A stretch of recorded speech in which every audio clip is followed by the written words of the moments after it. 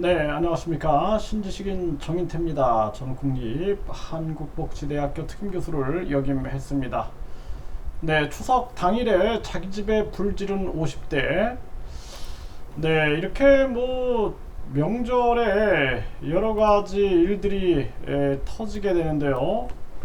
네, 2022년 9월 10일, 네, 오늘이고요. 추석 명절에 자기 집에 불 지른 50대 현행범으로 체포됐다라는 거죠. 이게 추석에 이렇게 추석날 아침에 이제 자기 집에 불을 질렀다라는 건데요. 사실상 이렇게 추석 때 가정 사건 사고들이 굉장히 많이 벌어집니다. 그러니까 50% 이상이 급증되고 있다라는 거예요. 그래서 그동안도 보면은 아내와 갈등으로 살던 집에 불 지른 사건, 또, 네, 또 다른 상황들 보게 되면은 추석 당일 만취 50대 가장 자신의 집에 불 질러 이런 사건들이 수시로 일어납니다. 추석 당일에 어머니 집 불 지른 40대 아들 경찰에 붙잡혀 네, 자기 집 불질러서 윗집 부부 사상케 한 50대 방화범 징역 8년 이런 일이 벌어지죠. 살기 싫다 자기 집 불질러 네, 지하 자기 집 불질러 다세대 전체 태울 뻔한 40대 남성 구속 네, 소방차 5분 내 오는 집 온다며 자기 집에 불을 질렀다. 이상한 사람 다 있죠. 제 앞가림 못한다 타박에 자기 집에 불을 질렀다라는 거예요.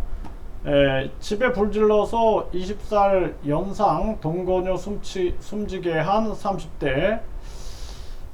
네, 참 기가 막힌 일이 아닐 수가 없습니다. 네, 자기 집에 불 질러서 아들을 사망케 한 비정한 아버지의 징역 12년이 떨어졌다라는 거죠.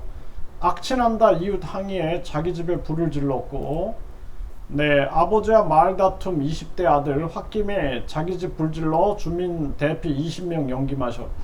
그러니까 이게 우리나라가 많은 사람들이 화를 잘 다스리지 못하는 거예요, 화를. 그래서 이 화를 다스리고 욕심을 다스려야 됩니다. 이 굉장히 중요한 부분이거든요.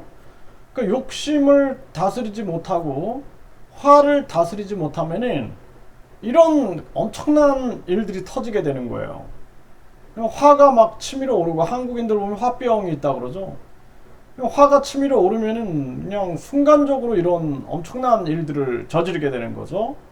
그래서 어렸을 때부터 우리가 인간의 뇌가 충분히 발달되게끔 해서 감정 조절을 훈련을 많이 해야 돼요. 감정 조절 훈련.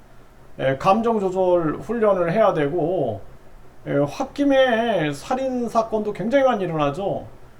그리고 뿐만 아니라 욕심을 제어하는 훈련을 계속해야 됩니다. 이 결국에는 화와 욕심 이 속에서 많은 사건 사고가 터지게 되는 거고 추석이나 설날에 50% 이상 가정 폭력 범죄가 급증하는 이유가 이게 터지는 거예요. 그동안 쌓였던 것들이 가족들끼리 모여가지고 터져버리는 거죠.